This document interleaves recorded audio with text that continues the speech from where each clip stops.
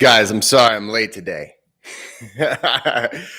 So, hey guys, how's it going? Happy Friday. I am excited. Let's see here. Hang on just a second. Got my beverage. I got a couple beverages today. I have not eaten much today. Today's one of those Fridays where it's just kind of been I've been really busy.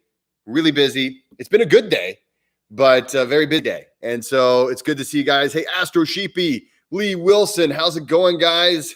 Nice to have you here.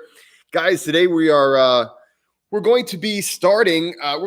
First of all, I'm going to be talking about my beef with the American time change nonsense. We're going to actually, and to be honest, I wanted to kind of spend some of this time today trying to figure out what it is that and kind of why this is done in the United States. So I've got some beef. We're going to talk about that. And the super chats, of course, are on. So if you've got a question that you would like, you can always do a super chat and I will put you to the front of the class and I will answer your question.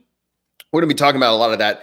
Also, this is a weekly live, but it's also going to be on my podcast. And so I've got an awesome assistant now. And so I call him Young Freshness, not to his face. He's probably watching. I am calling you Young Freshness to your face.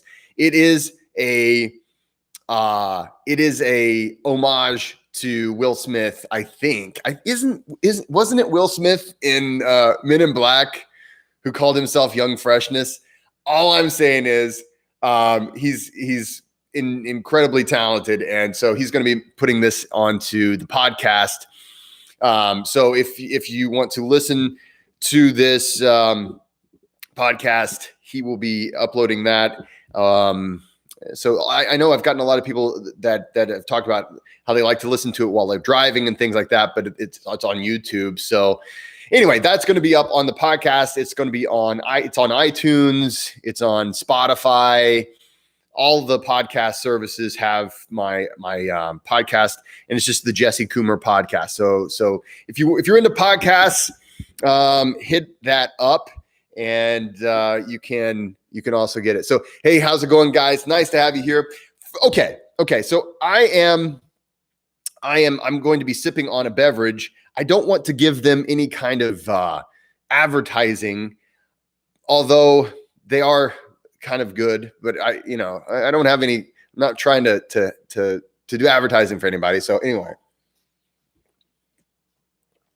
it's just delicious. And no, it's not beer. Okay, it's not alcohol. Anyway, all right. Welcome to the Midwest. Yes, let's talk. So today I'm going to be talking a little bit about this thing called daylight saving time. And I am discouraged by daylight saving time. I always here's the thing with daylight savings time every year. Let's see here. Every year, people have heart attacks. Whenever we do daylight saving time, we do the fallback, and everybody loves the fallback because it gives you time to sleep in. You get an extra hour to sleep in. You feel extra rested. That's awesome. But then what happens is they have to take that hour back sometime. And so you don't really, it's like this whole weird thing that we do. And so, hey, good to see you guys. Thanks for being here. And so they take back the hour, and they take it back in the spring, and it's coming up really soon. Actually, when is daylight savings time? I'm going to use Google to help me do some research today because I've got to find this out, and I figured it might be a fun thing for us to talk about. So when is daylight saving time? Daylight saving time in Indiana will begin on Sunday, March 14th, 2021 at 2 a.m. Okay. And ends on Sunday, November 7th at 2 a.m. Eastern time. First of all, it's enough that we have this thing where we take away an hour and we add an hour.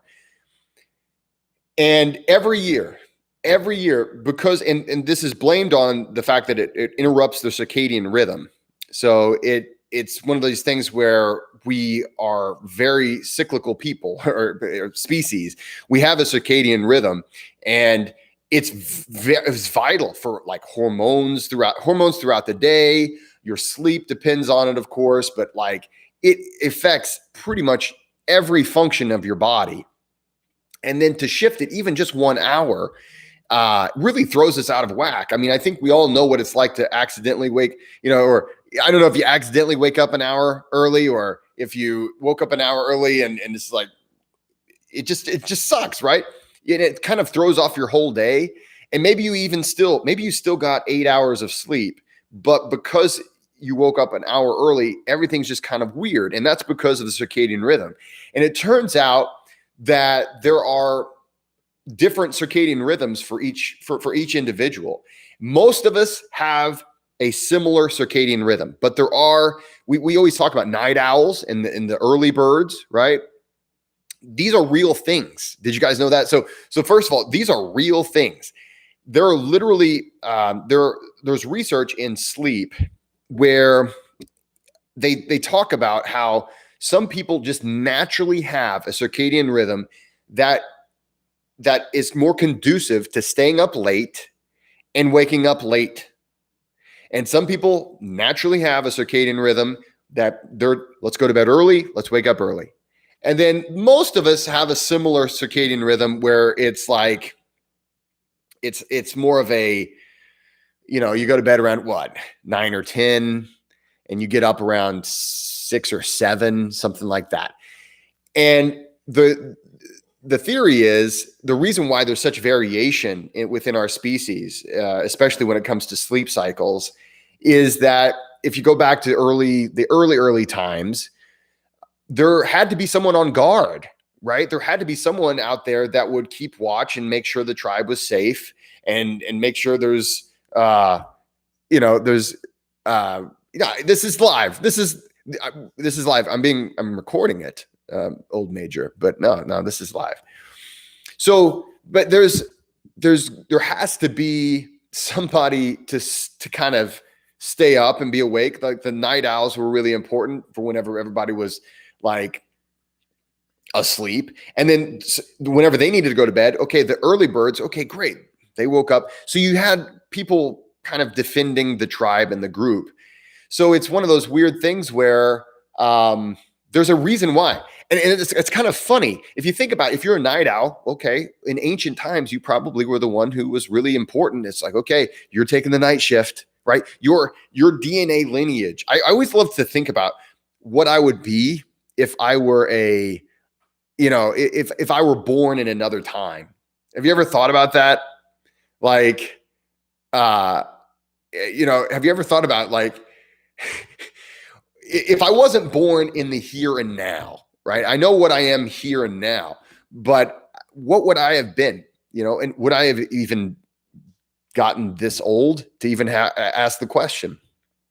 And V. Thomas, let's see, heart attacks, do you control for their dietary choices? That's a great question. Yeah, it didn't matter in these studies. It was whenever we're talking about the circadian rhythm, those affected there was really the only real variable was that 1 hour of change. And it's one of those things where it's every year we see it happening. But going back to this little thought experiment, but think about that. I would love to think, I'm a big fan of the show Vikings. There's certain genres of movies and media and cinema that I enjoy, and oftentimes it's the kind of cinema that is like in olden times, or it's like future things, like like a Star Trek or something like that. And so I'm pretty sure if it's in the future, I'm going to be like a starship captain. I'm pretty sure that's either that, or I'm going to be like, actually, what is it? Are there any like, okay, there's some V. Thomas, you got your spectacles on. Are there any Star Trek nerds in the audience. It's, but no, I've got the beard. I'd be number one from the next generation, I guess, but I oftentimes think about what I would be, in the old, in ancient times. And a lot of it had to do with your circadian rhythm. And a lot of it had to do with just literally how you were born. Your biology set you up for your proclivities. So I just always think about stuff like that. And so now that we're in modern day, we're doing this, and it's really in the United States.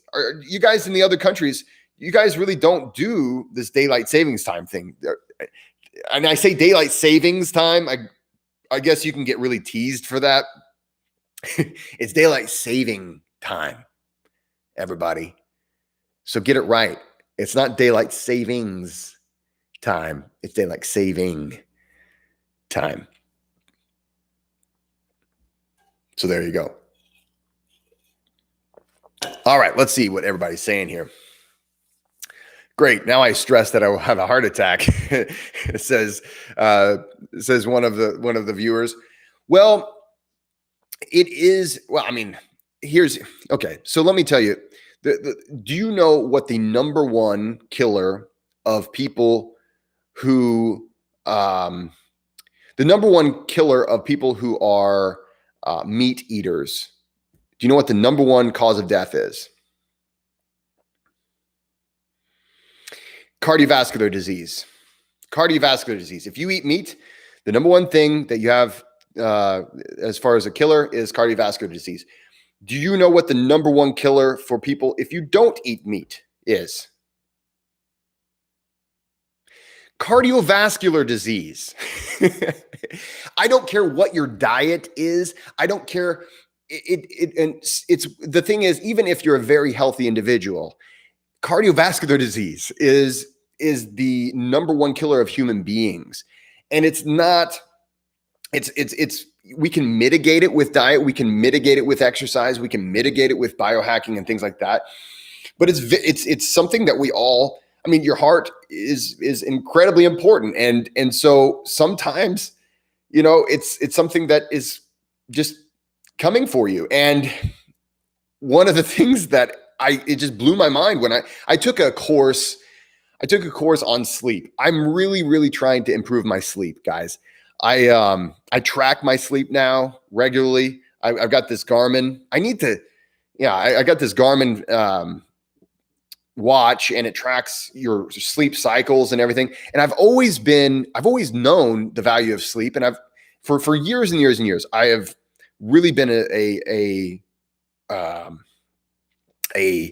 proponent. I try to go to bed as early as I can. Actually, I learned to go to bed as early as I can as a father. If there's any fathers in the audience, you learn, especially when you have young children, that every bit of sleep that you can get is precious. And it's one of these weird things when you're a parent, or if I say father, if you're a father or a mother, right? But when you're a parent,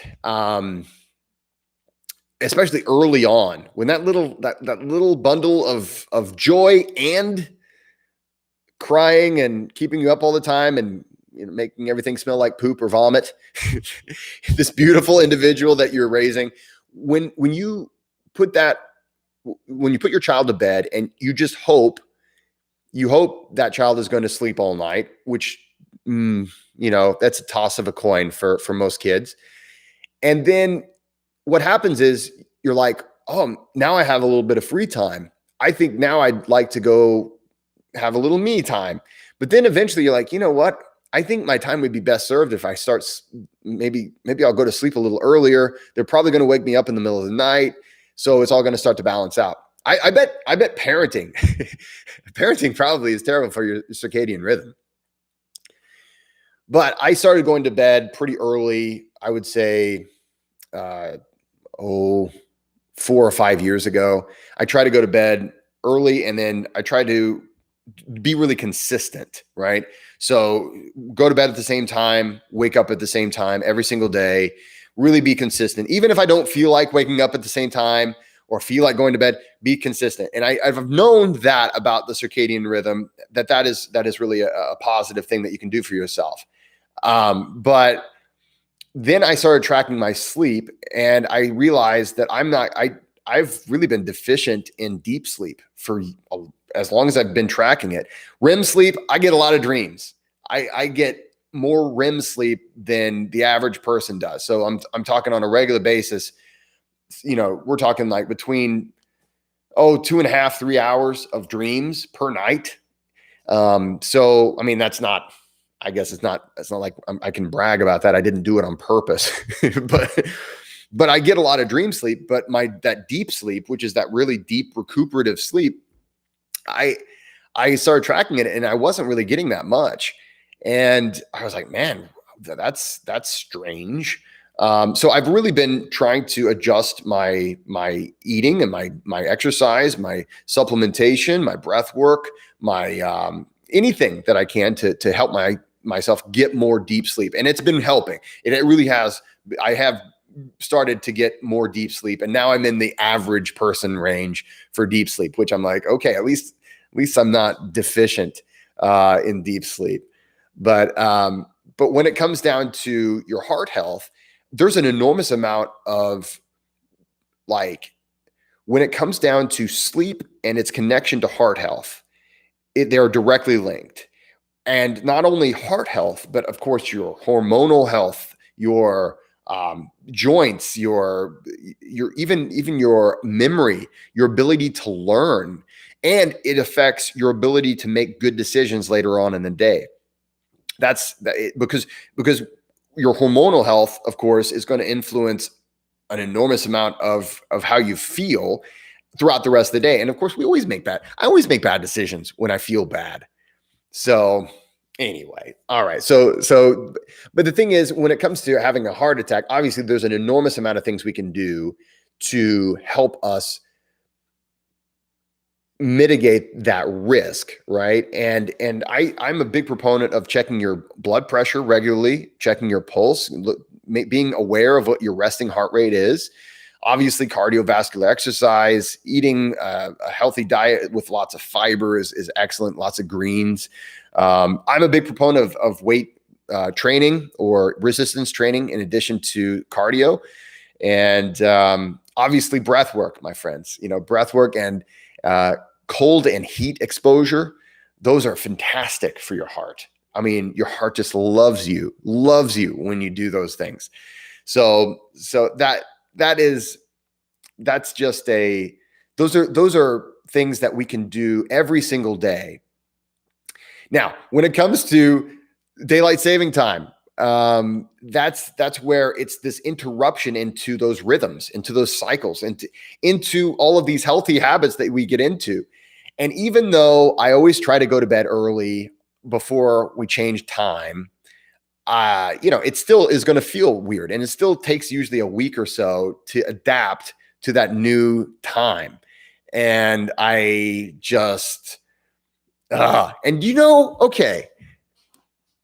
And the thing is, I was really not aware of why we did this. So I looked it up, and Ben Franklin, if you're in the United States, you know who Ben Franklin is. Everybody knows who Ben Franklin is in the United States. And I'm an English professor. One of my jobs, I do a lot of, I'm just all over the place.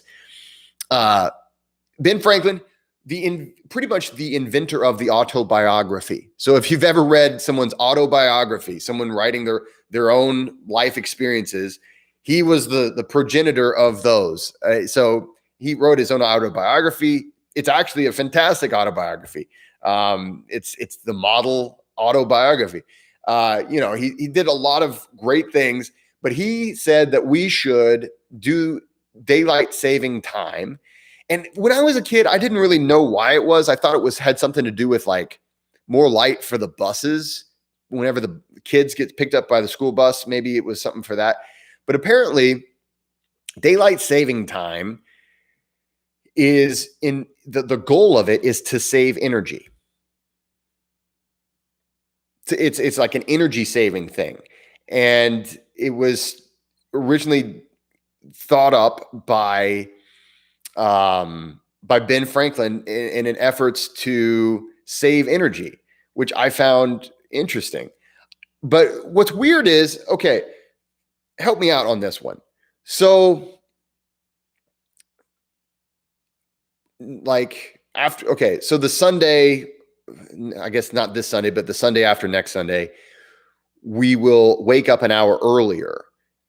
I don't know how that saves us energy. I'm not really, I understand the idea of like, okay, we want to be awake during the time whenever maybe I don't get it. I don't get it. Anyway, let's see what the comments have to say. Let's see here. So Mateo says, doing the Wim Hof method, it was working well, but then the tingling never came anymore and I couldn't hold my breath. Why? Mateo, were you not wanting to talk about daylight saving time? We can talk about Wim Hof method, but but it's a little off topic today. It's okay though. Okay, so why don't you feel the tingling anymore? Well, there's like a million different reasons why you might not feel the tingling anymore, but it has to do most likely with your technique and your form, and also your focus. So actually, I think a lot of it also has to do with a person's sense of awareness.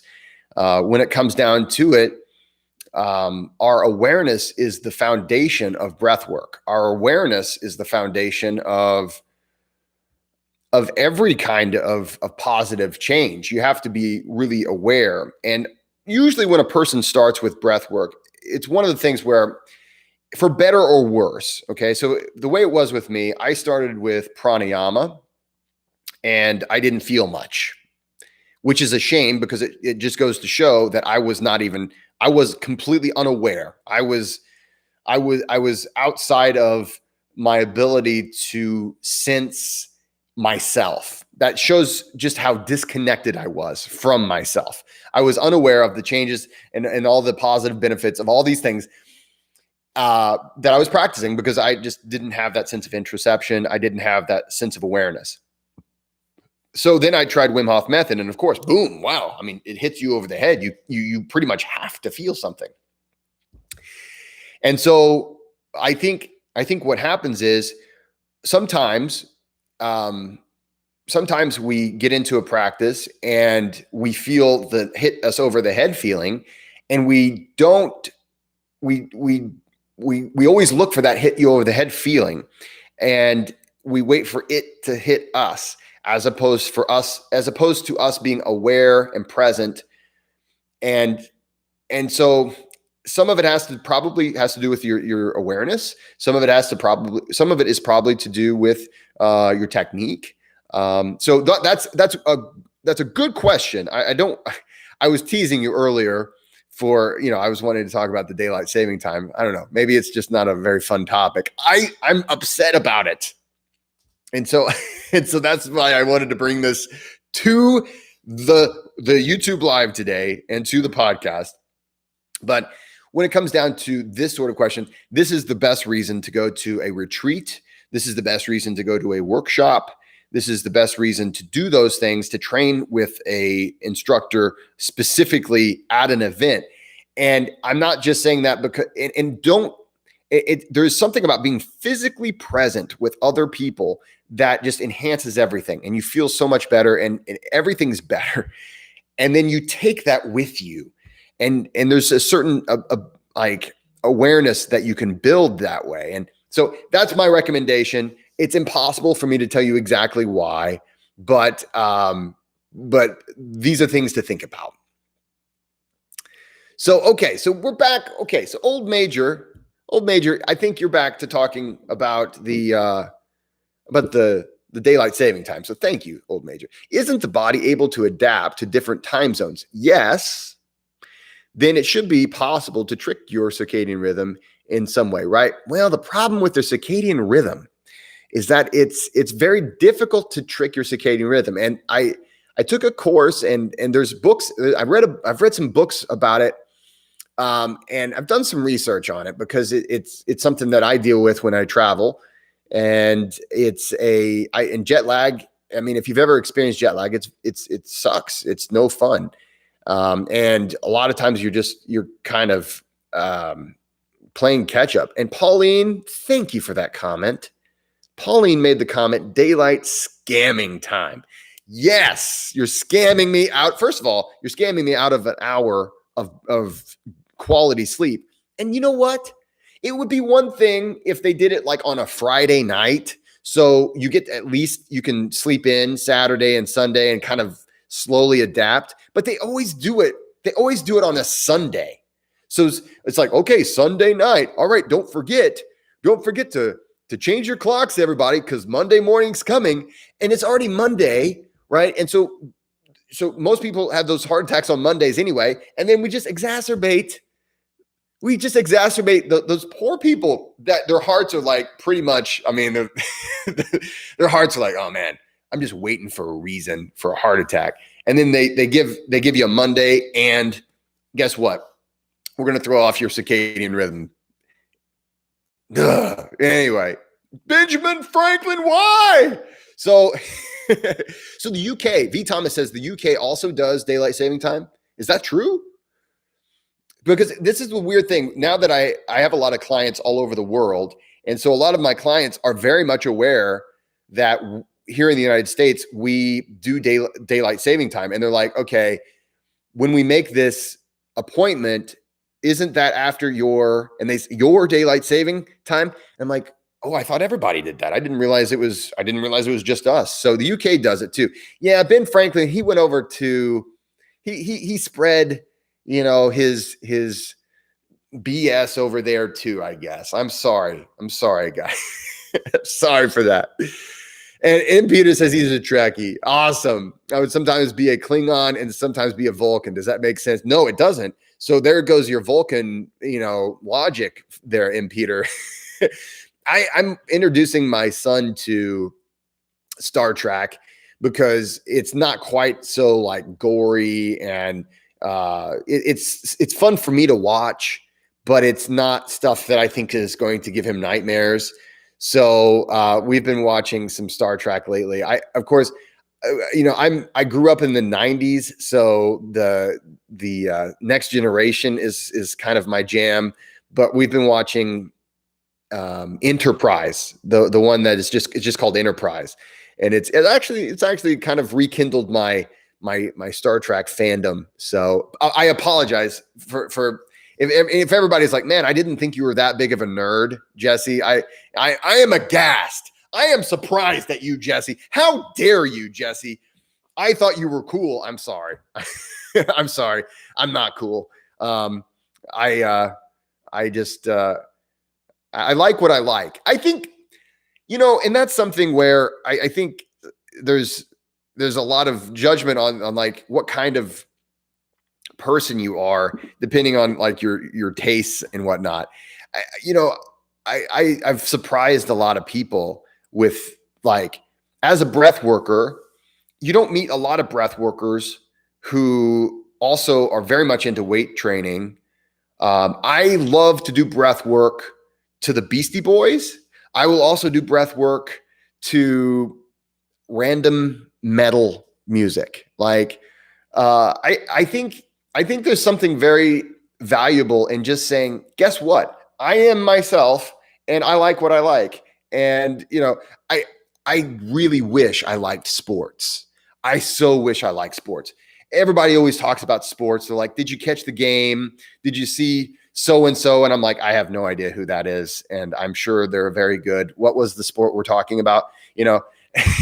And I've always wished that I enjoyed sports. I played a lot of sports whenever I was in high school. And by saying I played a lot of sports, I tried all the sports one season. I was like, maybe I'll like this one. And I just never really liked sports that much. I love jujitsu. I love actually track and field. I will say I really enjoyed track and field. I was a high jumper and I really had fun doing that. I did some hurdles, and I used to do the 400 meter and the 200 meter. So I like those types of sports, but those aren't like the kinds of sports that people like, hey man, did you catch the game? So, but on the other hand, I'll be like, did you see the most recent Star Trek? I feel like such a nerd. Anyway, thanks for being my friends, guys. Let's see here. So in England, okay. So I think so. You guys change about the same time we do. So I'm sorry we brought that over to you. That darn Ben Franklin, him and his crazy ideas. Let's see here. So B. Thomas says the AMA new dietary guidance recommends no cholesterol in the small print. That means plant-based. Avoid cholesterol. AMA dietary guidance. Okay. Somebody claimed me once. Here's somebody claimed me once that it's bad for your heart to wake up for an alarm clock. Like you should wake up when you wake up. Okay, so you know what? That's a good point. Okay, so when we're talking about circadian rhythms,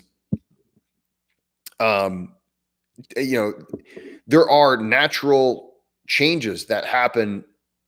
There's a lot of things that are happening to us when we're asleep that don't happen when we're awake. And yes, it is true that and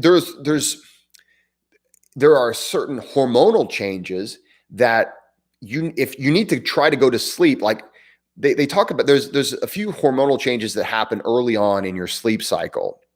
And if you take a look, if you track your sleep, you're going to notice usually the first few hours of your sleep session are somewhat different from the rest of your sleep session. And the rest of your sleep session generally is going to be pretty formulaic, but the first one is going to be the first maybe quarter of your sleep session is going to be slightly different. And there's a lot of hormonal changes that happen. In fact, this is why oftentimes we get what a lot of times people call the second wind. So whenever I'm so tired, I'm tired. And then you stay up past a certain hour and then you're like, I'm not tired anymore. And there are shifts in our hormones that should be used. The whole purpose is for reinvigorating and healing your body, but they're actually, you're getting energy. You feel it as energy whenever these hormonal changes happen. And so whenever it comes time you're like, well, I stayed up a little later. It's harder to go to sleep, even though you stayed up later. So there's like a sweet spot for going to sleep. And then there is a sweet spot for waking up. And so there's, not to mention, okay, so yes, ideally we would just wake up and your circadian rhythm will determine the ideal approximate time for you to wake up. But hey, you still got to make it to work on time too. So we've got to live in the modern world too. So, and this is where breathwork really does help, because it can help balance our autonomic nervous system and make us feel a lot better and make us a lot more alert. Let's see. Hey, Paul, nice to have you here. Plant-based, good stuff. All right, let's see here. So hey, Astro Sheepy, he was talking about my last video on Instagram. I recently posted a video, and it is I appreciate that. There's a really talented videographer that actually lives in my area, and he occasionally, he is really, really talented, like insanely talented.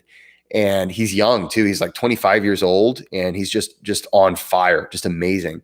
And he occasionally will be kind enough, and he'll call me up and he'll be like, okay. And we got a really good snow. And he's like, okay, Jesse, the snow has determined that we're going to go out and we're going to make a video. And I'm like, dude, I'm there. And so we went out and made that video. And actually my 5-year-old was with us that day because he didn't have school because it was a snow day. And he was really good. He stayed nice and quiet, and he loved it because Aaron, the videography, I call him the wizard. He's just amazing. He used a drone, and it was really cool. So yeah, thank you so much. I'm glad you like that. Let's see. And if you guys don't follow me on Instagram, I try to keep it fresh. On Instagram, I do a lot of philosophy, and I try to, I find that Instagram is really conducive to little blog-like thoughts and reflections on philosophy. So that's one of the things I like to do over there. All right. So let's see here, man, I'm already way behind. And again, guys, if you want your question or your comment or whatever, at the top, go ahead. You can use the super chats. All right. Let's see here. Disturbing the circadian rhythm is not good for health. That is time to brainstorm's comment. It is true. It is true. The circadian rhythm, and this is the thing, and it's so weird.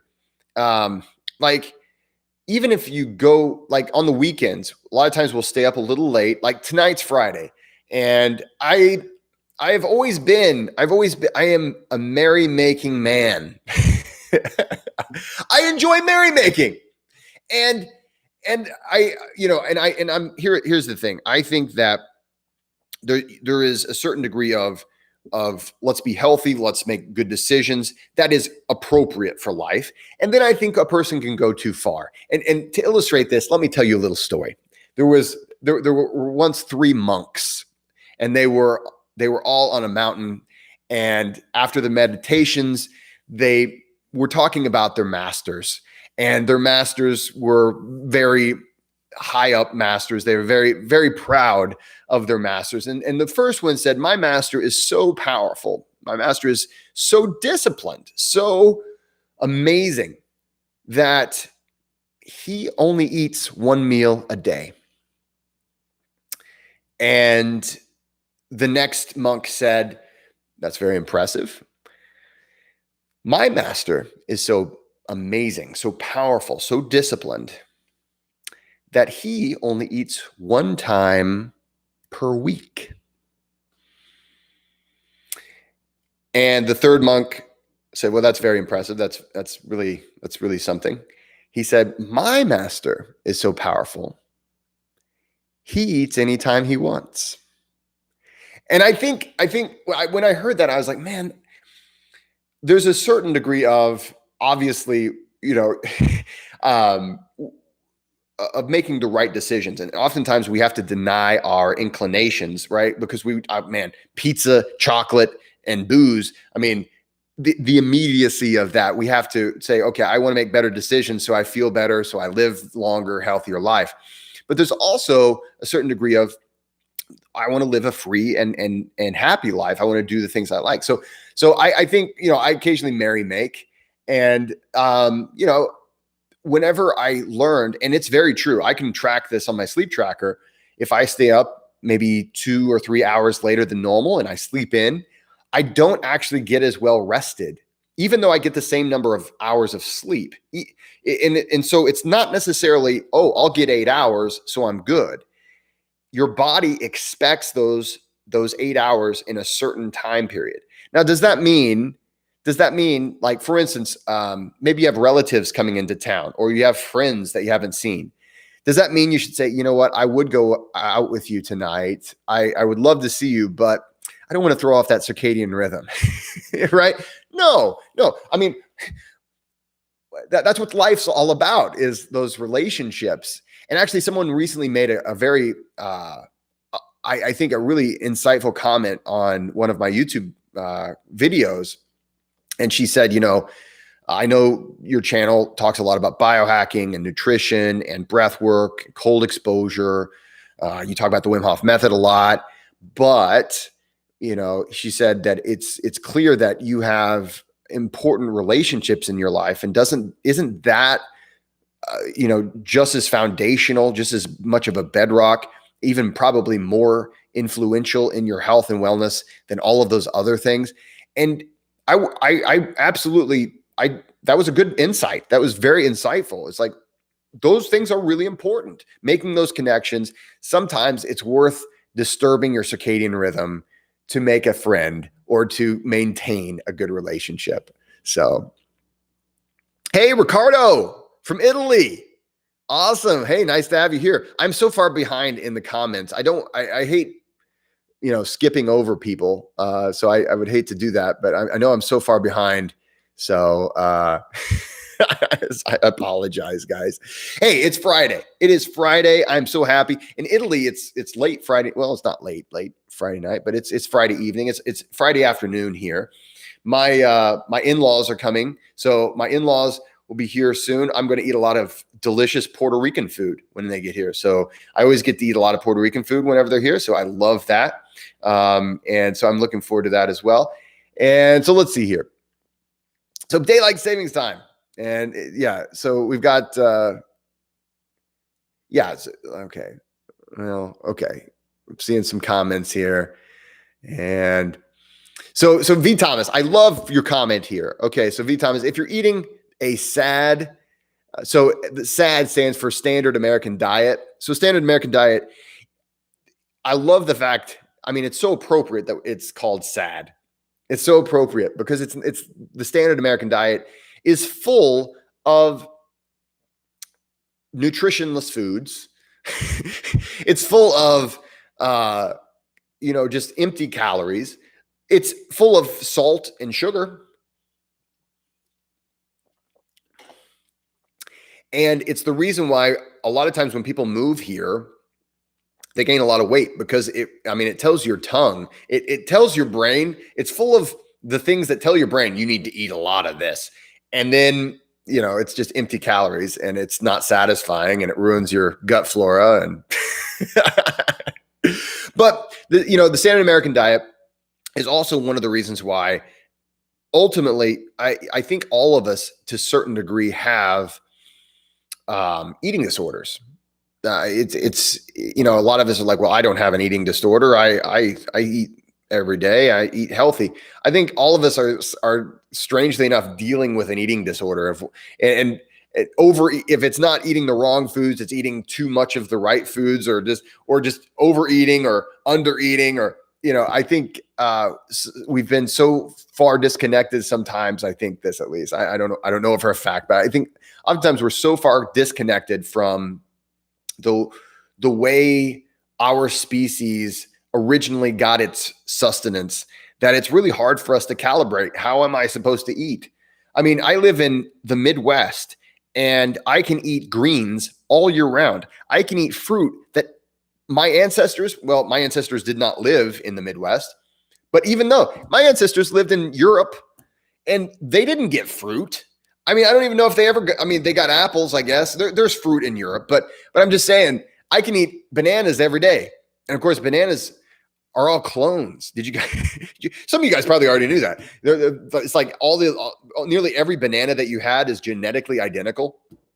Not to mention the bananas that are around today are nothing like bananas that are around in like early Neolithic times. So if you ever see a banana that has not been modified through selective breeding over generations, they're full of seeds. Like there's like these spirals full of seeds.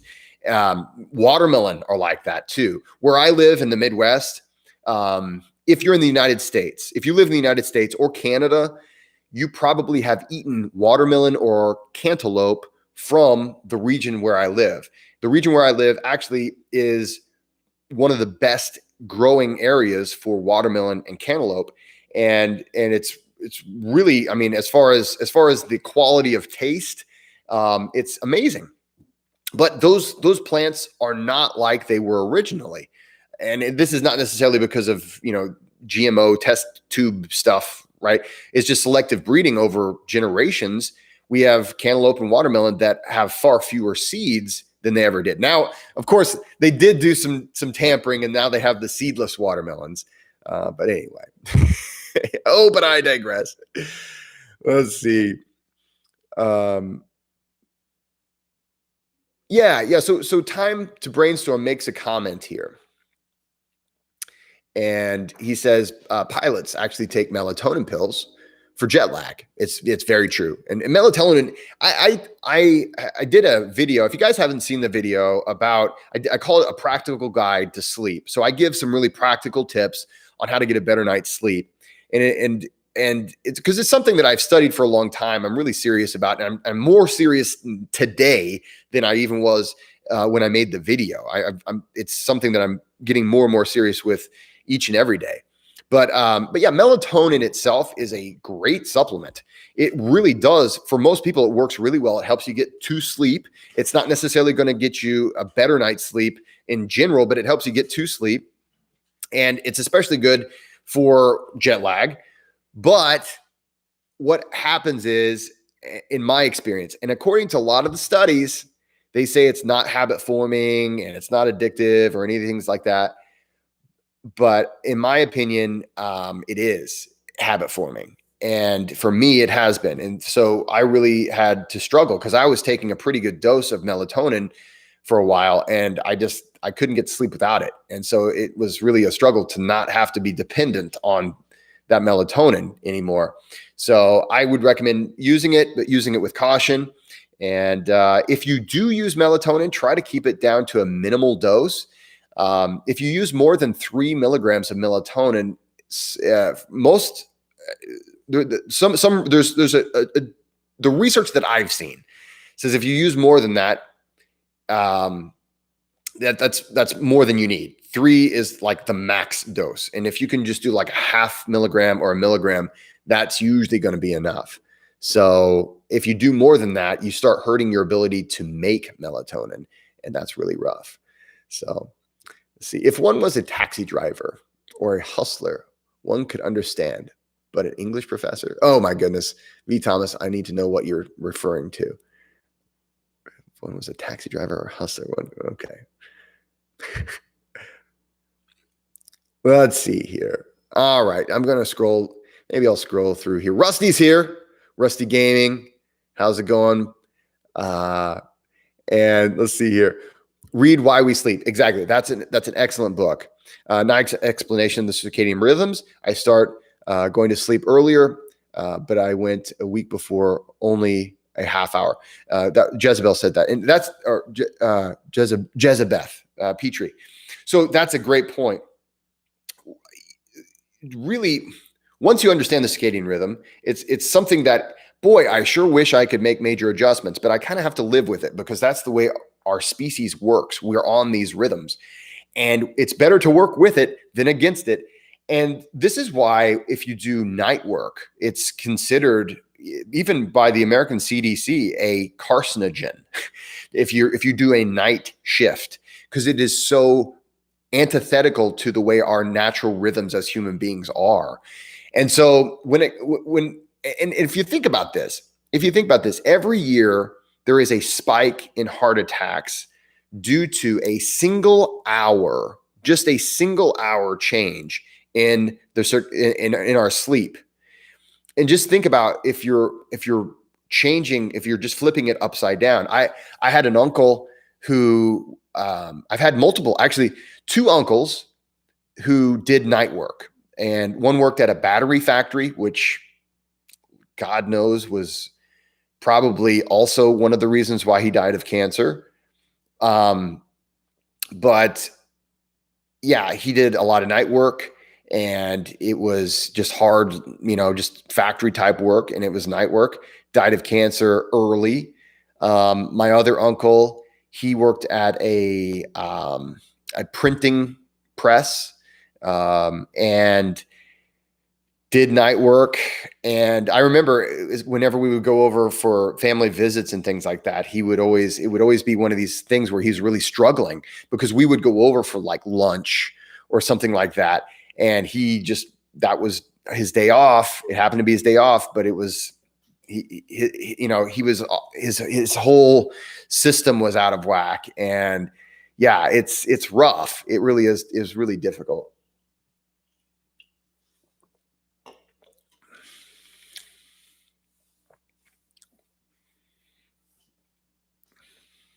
Let's see here. All right. So yeah, Rusty, I was nerding out earlier, and he called me out on that. All right, I'm just gonna kind of skip around a little bit. Yeah, and Rusty's calling me out now. Okay, I've actually caught up, Rusty, to where you're calling me out for being so far behind. Okay, so P. Haggerty P. Haggerty in the house. Let's see what P. Haggerty has to say. How do you know if you're doing too many cold water exposures? Okay. All right. So we're going to switch gears from the sleep stuff to the cold water exposures. Let's talk about that. At 40 degrees Fahrenheit. Oh, thank you, P. Haggerty. You know, I can do the conversion, but I appreciate whenever we're speaking in Fahrenheit. For those of you who are not Fahrenheit inclined, that's about 4 degrees Celsius. Okay. Okay. I was a little excited how easy that came. How do you know if you're doing too many cold exposures at 40 degrees Celsius or 40 degrees Fahrenheit? Well, I mean, okay, I'm just going to assume you're asking me how do I know if I'm doing too many cold exposures? Any side effects like tightness or numbness to consider? Well, hey, if you're experiencing those, well, maybe be mindful of that. Is it best to consume more water to flush system out afterwards? Okay, so I'm always a fan of hydration. Hydration is key for optimal health. But when it comes to cold exposures, you know, there are some times when more is better. Like for me right now, it's about to become spring. And I have realized over the course of my biohacking and breath work and Wim Hof and all the things that I do, I've realized that cold exposure, it literally is the cold exposure that for me is what keeps me from suffering from allergies. And I learned the hard way because there was a spring, especially it was this last spring that I got really lax on my cold exposure. I still stayed up with all my breath work. Breath work was all good, but I got really lax on my cold exposure and I suffered. So for me, I know that I need to continue my cold exposure and I need to make sure that I do a lot of cold exposures when it's the right time. Okay. So it depends on why. It really depends on why you're doing the cold exposure. And then it also depends, like when you know you've done too much, it's also going to depend on, you know, how much you've done and, you know, how experienced you are. I'm going to assume that you've picked up my ebook on cold training. If you haven't, go to my website and it's in its second edition. I am going to make a third edition before I publish it on paper. So I've gotten a lot of people ask me, when's it going to be on paper? And so I'm sorry, I'm not done writing it. I wrote the first version in 2019, and then I updated it last year in September 2020. And now there's other things that I want to add to it. And so I want to make sure that it's complete before I actually put it in hard copy. But if you get the ebook off of my website, you get the automatic, any update that I ever do, you'll get for free. Having said that, if you're overdoing it with cold exposure, it's like overdoing it with a lot of things. Your body's going to say, hey man, what the hell? What are you doing? What are you doing? Your body's you're going to feel more tired. You might feel after drop easier. You may feel, if you're feeling numbness and things like that, it's possible that you're overdoing it. But for most people, one time a day is enough. Just one time a day, and make it quality. So one time a day. Now, having said that, now that it's becoming the season of allergies for me, I will be doing 2 cold exposures a day. I already do 2 cold exposures a day a lot of times just in general. And this is after years and years of training. And it's only because I want to. It's not because I feel like I have to. But what I do when I shower, I'll take a cold shower. And then a lot of times I'll take an ice bath that night. Okay. And it's the cold shower I'm not doing for like a cold challenge, but it counts. That's a cold exposure.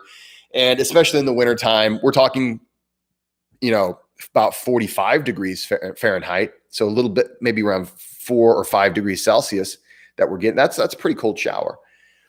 So whenever it gets to be this time of year, I know I'm going to be using the cold more because I've found that the more I lean into the cold, the more benefit I get when it comes to my sinus issues that come along with seasonal allergies. And I've actually worked with some people that they've had autoimmune issues and they do 2 cold exposures a day too, or something close to that, specifically for that reason. But when you do that, you have to be careful, and you need to work your way up to that. And you really need to work on, again, awareness, self-awareness, introception. That's the name of the game. You have to know where you are to know how far you've gone. You have to know where you are to know how far you need to go. And wow, that sounds like a tagline, but I promise it's not. Let's see here. Okay. So yeah, I got pretty far behind there, but I'm just going to skip around. Jesse, clubbing. What? Jesse, clubbing all we at the moment isn't very practical. I'm not sure what you mean there. Going clubbing? I don't know, maybe. So let's see here. Okay. I'm gonna just go down the list here. Yeah. So Satstras, the comment about the carrot. So yeah, carrots weren't originally orange. Isn't that weird? So like, it's so weird because like potatoes were indigenous to South America, and they took them back to Europe. And apparently I forget who the first were to actually eat potatoes, but they gave them to like the royalty. They didn't know that you're supposed to cook the root. So they cooked the greens and everybody got sick, as the old story. Carrots, yeah, it depends on the soil that you grow them in, apparently. But yeah, it was like purple. If you look at the some of the earlier ones, even sometimes even today, I guess, wherever it grows. So let's see. If the end of your finger or toe separates off, one may have V. Thomas, very, very good point. Yeah, if your fingers or toes are falling off, you might have overdone it. Tristan, question. When doing the Wim Hof method, okay, here we go. Let's get into it. Is it safe to do push-ups on the retention for every set? Like 5, I guess it's safe. If that's what you want to do, yeah, there's nothing unsafe about doing push-ups. Sure. So, okay. So basically, guys, we are looking to the future. We're going to see this circadian rhythm interruption coming. It is on the horizon. I'm not looking forward to it, but what I am going to do, this is how I'm tackling this issue. So I've already started preparing for it. And instead of giving myself some kind of a jarring, okay, 1 hour, let's rip the Band-Aid off. I'm the kind of guy, I like to ease in. I like to ease out of things. So, whenever I've been, I guess, fortunate enough to be able to walk away from addictions. And I've been fortunate enough to walk into positive habits that a lot of people would be like, okay, it's too hard. And the only way I've ever found these things to be possible is if I slowly get into them. If I slowly get in, slowly get out. So what I'm going to be doing is I've already started. I'm slowly but surely waking up about 10 minutes earlier each morning and doing that for a few days before I do 10 minutes earlier and just really trying to be aware of, okay. And yes, I am using an alarm clock, by the way. I'm using an alarm clock just to make sure. But actually what's already started to happen is I don't know if it's just the fact that I go to sleep with the intention to wake up a little bit earlier, but I will wake up before the alarm clock. And what I'm doing now, and really, if I'm being honest, most mornings, I generally always wake up before my alarm clock. My alarm clock is there to tell me, okay, now you actually need to get out of bed. It rarely ever actually wakes me up. I don't know. How is it for you guys? Do you use an alarm clock and it actually wakes you up? Or is it just there to kind of give you peace of mind so you don't oversleep? I think that's why most of us use an alarm clock. It's just like, I don't want it because it only takes one time of oversleeping. And then you're like, oh man, that was awful. Now I'm late or, and not to mention the peace of mind knowing that I won't oversleep is generally, I think, why I do an alarm clock. But what I'll do is I'll wake up usually now before my alarm clock. I'll just get up and I've actually started, I'm about 40 minutes earlier in my day now. So I'm about 40 minutes earlier. So I'm ahead of schedule. I'm actually coming out ahead of schedule. So by the time the time change happens, I don't think it's going to be a big deal at all. And so I'm just kind of gradually doing it. And I think most of us don't do that. I think most of us are just like, well, I'm just going to over caffeinate for about a week and that's how I'm going to adapt. But basically my goal is to just kind of slowly ease into it, to slowly make it a positive thing and say, okay, I get to do a little bit of extra breath work today. So if you guys watch my video that I put out today, I went over my breathwork practice, my general breathwork practice. And the nice thing is I've been able to do a little bit more experimentation. I've been doing lately since I've started this recent, prepping for Benjamin Franklin. Why? Maybe I'm cursing Benjamin Franklin out in my breath. I don't no, but basically I'm saying, okay, I'm going to prepare for this time change thing. Okay. I'm going to do a little experiment. I'm going to experiment a little bit. So I've been doing a little bit extra breath work and just trying to make positive changes and trying to do maybe going a little bit deeper into my practice. And isn't that cool? I'm basically carving out a little extra time to experiment. And I think that even if I wasn't preparing for a time change, I think that would be just a valuable thing to add a little bit more time there. They say the average person, according to their circadian rhythm, the average person should wake up at 7 a.m. And here in the United States, you might be called lazy for waking up at 7 a.m. We have this weird thing where we shame people. We shame people for having a circadian rhythm that tells them they need to wake up a little later. And that's ridiculous, right? And you're praised for being an early riser, and there's Ben Franklin again. Ben Franklin, early to bed, early to rise, makes a man healthy, wealthy, and wise. My point, if I had a mic, here's my microphone. I'm gonna just drop my microphone. Ben Franklin. I'm gonna write a whole it's time for us to sue Ben Franklin for all of the damage he's done. Okay, maybe he did a lot of good things too. I don't know. But the point is, we make this, we act like if you're an early riser, you're somehow morally more upright. And it's ridiculous to say that. And if you're not naturally an early riser, that you're lazy. And the thing is, depending on the times of our lives, these things change. I think we all remember being teenagers, and there may be some teenagers here today, right? When you're a teenager, waking up early is ridiculous. And what do we make all of our high schoolers do, right? And we act like they're lazy and we act like they're just a bunch of bums. And actually, as a college professor, the same thing happens with college classes.